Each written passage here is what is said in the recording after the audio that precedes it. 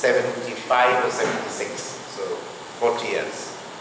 So he will, when you get introduced either by Joya or by Sumita, and I suggest you do introduce them, then he will tell you, welcome to mother's house. This is his traditional form of greeting. So I will say the same thing before I welcome. This thing went off the screen. So this is the history of this place, this house. Okay? We call this house Lakshmi's house. Now obviously, it's not Orun Nursery School or Future Foundation School, although today you tell a rickshawala where is Lakshmi's house, it may be difficult for that guy to track the place. Alright? But nevertheless, this is called Lakshmi's house because that's how the mother of Sri Aurobindo Ashram Pondicherry referred to it. So we call it History of Lakshmi's house. In effect, this is the nucleus from where we are now expanding. So our history is still very much the history of Lakshmi's house. Okay, let's go, carry on. So, very quickly, this house, and you can see that it looked a little different as you walk in. It used to be a two-story building. It's no longer a two-story building, but this is how it looked like for the great part of its history. And it was offered in 1962 by Lakshmi Devi Loyalka to the mother. Two important things I need to tell you. The property belonged to her husband. His name was Ghanshyam Das Loyalka, G.D. Loyalka in short. And Lakshmi Devi Loyalka, in a tablet that used to be here, said that this was donated or offered to the mother in memory of her deceased husband, G.D. Loyalka, with one condition, that it would pass to the hands of the mother only on her death. So in 1962 the deed was executed, but it came into the possession of the mother in 1968, in the month of February. The other thing I would like to say at this stage is that when the Loyalkas lived here, they had two daughters, and I'll come back to that story a little later, perhaps. This is a house where on the first floor Gandhiji stayed for a substantial period of time during the Quit India movement. So at that point in time, various people had visited this house long before the recent history started developing. Among other illustrious people who regularly came to this house was Dr. D.C. Roy, first Chief Minister of West Bengal, because he was the personal physician of the Loyalkas. So he used to come in that capacity. Okay, so let's carry on. And now you see the message of the mother. And you see how we've called it or referred to it. We've called it acceptance and promise. Lakshmi and Karuna. You see, this house was just 3 Regent Park. That was the tablet outside, right? It didn't have a name called Lakshmi's house. Mother called it Lakshmi's house, and you see that, when she actually took it over, she said, we shall call. So obviously it was not referred as Lakshmi's house. You can quite understand that Lakshmi Devi Loyalka was a traditional Marwari housewife. And in traditional Marwari families, or like in all traditional Indian families, a property belongs to the man. Okay? It only becomes the property of the wife on the husband's death, that too briefly, and then it passes to their children. But when mother took it over, because the gift was made by Lakshmi Devi, she called it Lakshmi's house. By calling it Lakshmi's house, she ensured something. And I don't know whether you realize what she ensured. She ensured that this gift would be remembered by posterity. People will come, people will go. Because the mother has called it Lakshmi's house, it will continue to be called Lakshmi's house. Come what may. It cannot be obliterated. So that gift that unconditional gift to the mother, mother chose to remember it for all posterity by naming the house Lakshmi's house. And then mother continued. She said, we shall call it Lakshmi's house and it will be the home of grace.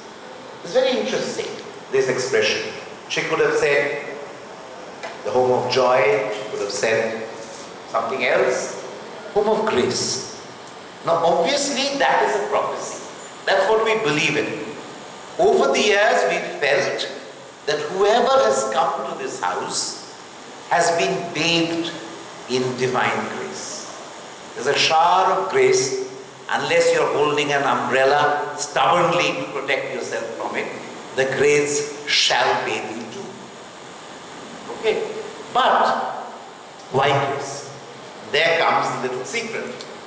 And I said a little while ago, I'll come back to it. Ghanshyam Das and Lakshmi Devi had two daughters. I don't know the name of the elder daughter. The younger daughter was Karuna Devi. Okay. And the adjoining property and this property both belong to the Loyalkas. In fact, there's a field out there near Regent Place which is called Loyalka Field. In Bengali, Loyalka Mart. So, and Loyalka is even a bus stand. So, a substantial area here around this place used to belong to the Loyalkas. In which case, the adjoining property was gifted to the younger daughter, who eventually disposed of it in favor of the government of India, and it currently is commonly known as the Jute Research Laboratory, or as they now call it, Nirjat, with jute and allied fiber technology. That's how, National Institute of whatever, right? And this would have gone to the younger daughter. But by the time Lakshmi Devi wanted to give it to the younger daughter, Karuna Devi, with her husband whose picture you see now here, Madanlal Hemant Singha, had moved to Pondicherry to become inmates of Sri Aurobindo Ashram and live in the mother's light and grace. So obviously they said that since we have moved to Pondicherry and as inmates of the ashram, they are not expected to have property. What would they do with it? They don't live here. They're not going to come back here. They've decided to live the rest of their lives there. So Karuna Devi told her mother that I don't need it. So then her mother could have sold it off. She didn't do it. She gifted it instead to them, because that was the new guardian of Karuna Devi and Madan Lalji Hemant Singha. So this is a photograph of Madan Lalji taken fairly recently. He passed away about 8-9 years ago. So that's the thing. Now let's go back to it. What did Lakshmi Devi want? Lakshmi Devi wanted the house to be the home of her daughter Karuna. Alright? You see, if you very approximately translate, it cannot be translated, the word Karuna. If you approximately translate it, Karuna in English is grace. So physically, this house will never be the home of Karuna. Karuna never lived here. In fact, Karuna Devi, for I have been coming to this house from 1968. Madan Lalji has come many times, but Karuna Devi did not. Alright? So it was not mother's intention to make it the home of Karuna. But she gave this gift a new dimension.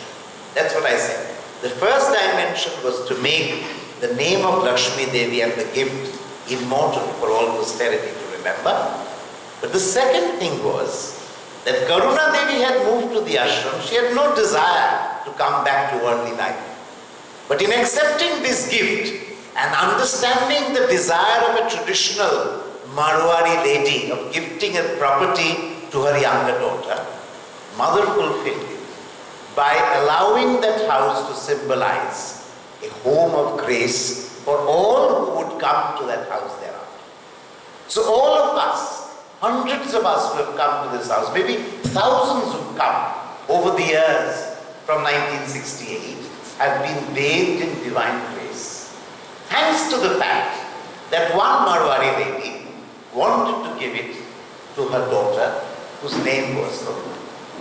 It's a very interesting thing if you come to think of it. So, this is what we've called the acceptance and the promise. And the promise is like that because it will hold good for all time to come. Anybody who comes at any point in time, yesterday, today, tomorrow, and day after, have all been blessed with that. That's canon. So, the doors of this place opened to a new light, a new beginning in 1968. That is when Lakshmi Devi had passed away, and formally there was what you might want to call a what? Housewarming party. Except that it was not a housewarming party, it was a housewarming meditation. In this place, we have parties, slightly different, and we don't have the traditional puja. So we have meditation. So on Maha Saraswati Puja. Now why have we said Maha Saraswati Puja? In fact, when in 1968 I was there for that meditation, it happened at 10 a.m. Like all meditations still do here. This is one place where the collective meditation on these special days continues from the first day at 10 a.m. It's not at any other time. This is the tradition for the last almost 50 years. But you see the name, Maha Saraswati. It's not Saraswati. And when eventually you read a book, a small book of Sri Aurobindo. Sri Aurobindo has written pretty voluminous books. Life Divine runs into many pages, so does Savitri. It's more than 25,000 lines of poetry. But one of his smallest books is called The Mother. I'd like to say, or tell you one little anecdote, which is about the person whom Mother sent as her caretaker on this first day. Because she appointed somebody. She appointed a gentleman called Arun Tagore, the Tagore family. So the business, acumen of the loyal caste went on, passed away. The cultural resurgence of the place started. Somebody of the Tagore family came to occupy this place here, and his name was Arunindranath Tagore. Exactly how they all are. Rabindranath, Abanindranath, Gaganendranath, exactly how those names are spelled. Arunindranath Tagore came to occupy this house. Right? And his most favorite book of Sri Aurobindo he was a disciple, was The Mother. And in that book, you will see that Sri Aurobindo writes about 4 powers of the Mother. I'll leave it for later for you to read. Those powers of the Mother are Maheshwari, Mahakali, Mahalakshmi, and Mahasaraswati. If you've been to the meditation room, you will see that the Mother's photographs are adorned with saris. There are 4 photographs. Each one of those photographs have been taken on the respective puja days in Pondicherry. And they've been named exactly along those puja dates. So there is a photograph of Maheshwari, a photograph of Mahakali, a photograph of Mahalakshmi, and a photograph of Mahasaraswati. Needless to say, I'm saying what I'm saying. It's not how the Mother was dressed on that puja day. It was Mother's, what Sri Aurobindo writes and clarifies after his book in a set of questions and answers. Then when he is talking of the Mother, he's talking of the Divine Mother, but unequivocally he is stating in his responses that when he says the Divine Mother, he means this very person, Mira Al-Fasa, who came and helped and worked with Sri Aurobindo in his yoga. So Maha Saraswati is a power of the Mother. What do these 4 powers stand for? Durga is a form of power, that is when you would think of Maheshwari. Kali is a form of power. Lakshmi stands for prosperity. And Saraswati is for learning. In Sri Aurobindo's lexicon, it's different. It's wisdom for Maheshwari. It is power for Mahakali. It is harmony for Mahalakshmi. And perfection for Mahasaraswati. So by blessing this place and allowing the inaugural meditation to happen on Mahasaraswati Puja Day, the mother has given us a very tough task. And the name of that task is perfection. Okay?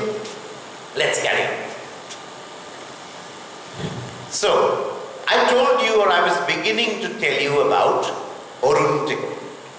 Aurobindo Tagore was an advocate of the Calcutta High Court. In fact, he was an income tax lawyer.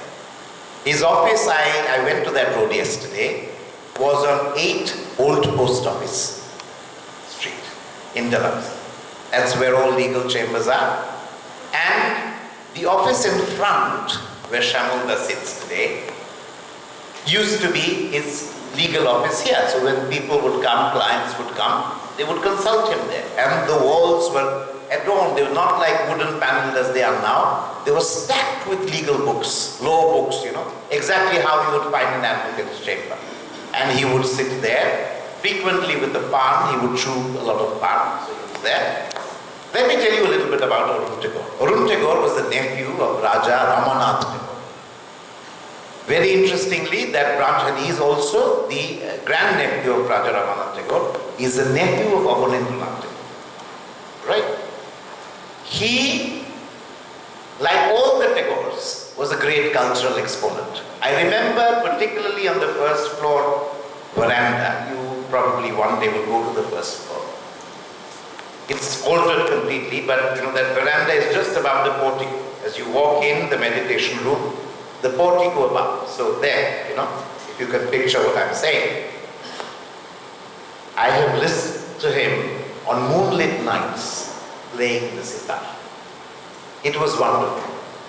He was a great virtuoso on the sitar. Anyway, he had a wife, of course. He was married, Meenakshi Tagore, and 3 children, Aurob, Joy, and Boru. And in the early 50s, they went for a visit to Pondicherry. I don't know exactly when they started going, maybe a little while earlier. But on that fateful trip, in early 1950s, the 3 children, Borun was only 5 years old, and Minkudi, that was the nickname of Meenakshi Tagore, these 4 people, these 5 people resolved to stay back with the mother, become Ashramites, including Borun, the youngest 5-year-old. So they all went, including Aurobindo Tagore, to the mother and said, and that was the custom, that we want to offer the rest of our lives, become inmates here, we'd like to live here. You know what happened? Mother accepted Minkudi, mother accepted Aurob, Joy, and Borun. When it came to Aurobindo Tagore's turn, she said, I have work for you in Calcutta. The gentleman was crestfallen.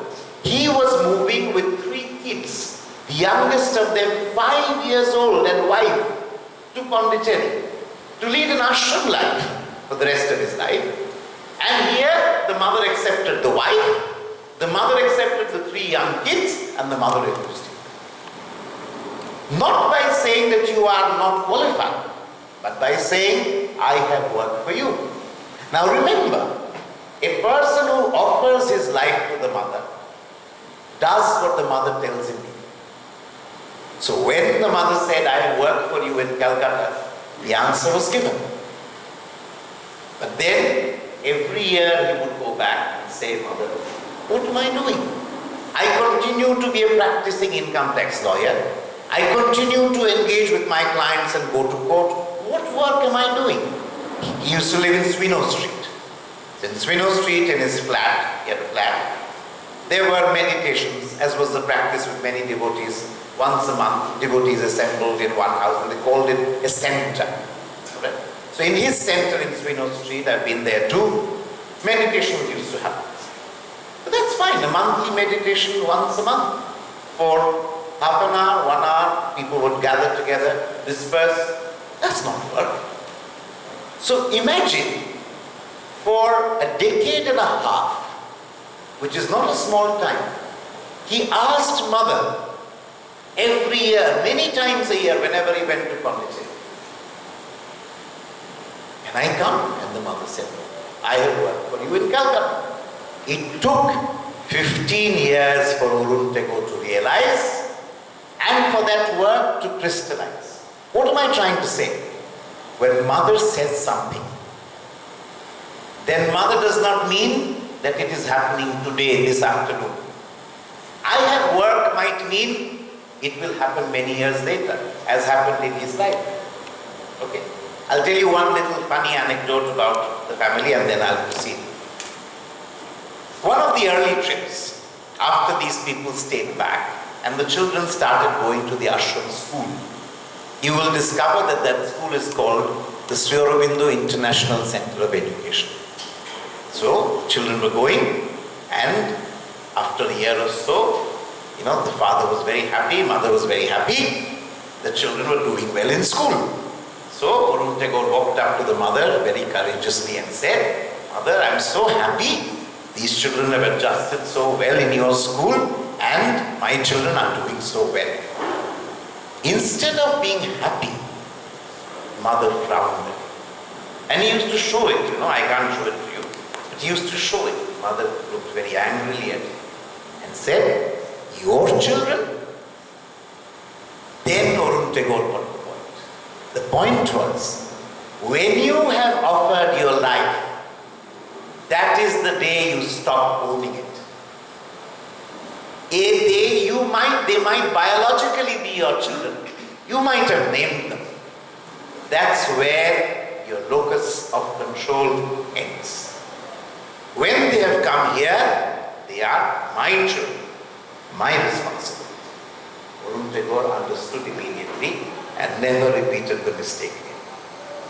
Anyway, so in 1968, Aurobindo started wondering, once he got hold of this house, what to do with it. It's large. You can imagine, I've seen it, you are not seeing it. There was no school, there was nothing. There was just that 2-story building here. And you met me in my office. That ground floor with its ceiling was there. And as you walk in, the darwan used to be in one of those enclosures next to it. And that was it. Alright? It was a large mansion with a huge garden.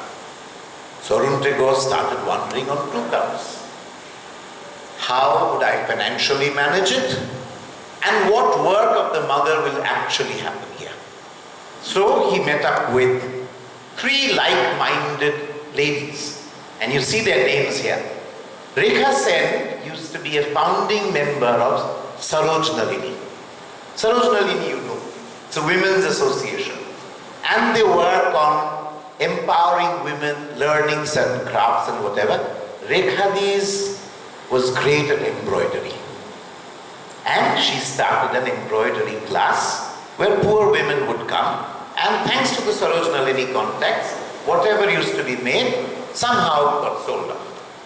Mayadi came. Mayadi was a disciple of Ustad Dravid Khan, a great virtuoso of the sitar, but because she was a disciple of the mother, she shunned publicity. Nevertheless, she was great. She was a great sitarist. And Asha Rajgaria was a wife of Suresh Rajgaria, another Marwari housewife, who came here, and then they decided to tell the mother, we are women, we want to have a center for women, and we want to do something. So you will see in the meditation room today, in one corner, in fact, I don't know how you went, if you go straight in and turn right and look straight, you'll see a little framed picture where the mother has written Shakti Center Lessons. So that's what it is, a center for women. Okay, let's carry on. So you see here, This is a picture of Mayadi playing the sitar, and can you recognize the gentleman on the harmonium? Of course, this photograph is taken much later. He's also somebody who was a very frequent visitor, almost somebody who belonged to this place, and a very famous person. Does anybody recognize the picture? Now, you would know, but I'm asking the newcomers. It's no, this is Pandit Raghunath Panigrahi. Great classical music person, great classical singer.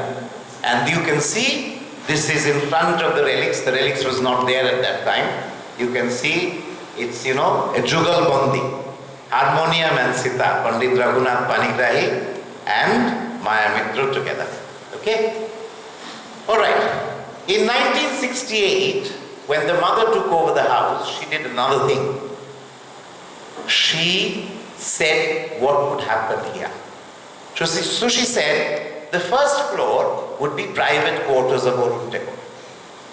Alright? And there was another lady, Rani Mukherjee, whom we will come to, who used to come regularly every weekend. She worked in Navadvip in a school, Bongobani Institution for Girls. So first floor would be for them. And the ground floor, the meditation room, exactly where it is today. And you will see the institute library. The mother named it. This is where the library will be. She sat with a plan and earmarked. This is where everything will happen. Next. And in 1972, so Shokti Center continued between 68 and 71. And 1972, Arun Tagore hit upon another bright idea to start a nursery school. So those of you who joined this school today, you need to understand that's a historic milestone. Because if Arun Nursery hadn't come about, the Future Foundation School would never have happened. So Arun Nursery School came into being on 4th September 1972. The mother again did the same thing. She had called this house Lakshmi's house. And to immortalize Arun Tagore, she called it Arun Nursery. I need to say something here. In fact, we lost her beautiful inscription. I never saw it. I saw it engraved on something, and in the middle of all renovation work, it disappeared one day. It's in my memory, but my memory is not good enough for me to reproduce her handwriting, Arun Nursery. Now, it wasn't Arun Nursery School. She just wrote Arun Nursery. That much I remember. And on 4th September 1972 is the foundation of Arun Nursery. Okay? A big milestone. And you need to understand that that particular thing is the reason why we have never called this. Many parents come and ask, why are these two school names different? It's Future Foundation School from pre-nursery. Why is it Arun Nursery? Because this institution can never defy the mother. It is her campus, it is her place. As long as it is her place, the Future Foundation School has no moral right to kind of swallow Arun Nursery within itself. Alright? So, you can see here, I've talked about this already. So, he was the third child of Aurobindo Tagore and Anuja Devi. And Anuja Devi was the daughter of Sunayani Devi, sister of Abanindranath. You can see the lineage. Okay, let's carry on. So this was his photograph. In 1973, there was another thing that happened. In those days, things that were made in Pondicherry. You see, mother had engaged ashramites to make little things. Because it was also a kind of non-money economy. There's no money in that economy, but it still engages with all the things of the world. So therefore the things that they produce, some of it is sold. And in those days there was no formal mechanism to do that. So in Calcutta, this place, before anybody else started, formally started a sales counter. Today it may mean it's all available. In Theatre Road it's available, but in 1973 when it started, Theatre Road was just about starting. There was no sales counter there. So it was something quite novel. Yes? And another thing that started here, and that's another milestone in education, it happens today in a different way. Where today this building has come up, the Annex 2. In that place, a one-story structure used to exist, or was built by Aurobindo. In fact, that was the only structure he built in his lifetime.